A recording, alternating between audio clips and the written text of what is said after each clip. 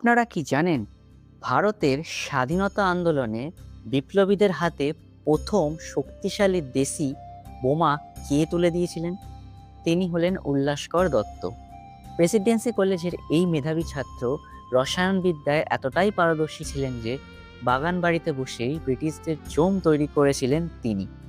কিংসফোর্ডকে মারার জন্য যে বোমা ব্যবহৃত হয়েছিল তার কারিগর ছিলেন এই উল্লাসকরই।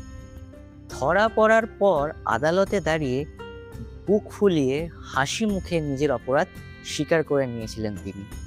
বিচারে তার ফাঁসির আদেশ হয়, যা পরে পাল্টে যাবজ্জীবন কারাদণ্ডও হয়। আন্দামানের সেলুলার জেলে অমানসিক নির্যাতনে তিনি মানসিক ভারসাম্য হারিয়েছিলেন, তবুও ব্রিটিশদের কাছে মাথা নত কিন্তু করেননি। বাংলার এই বিস্মিত বিজ্ঞান বিপ্লবীকে আমরা কি মনে রেখেছি? এই বীরের গল্প সবার কাছে পৌঁছে দিতে ভিডিওটিকে লাইক ও একটা শেয়ার করে দিন।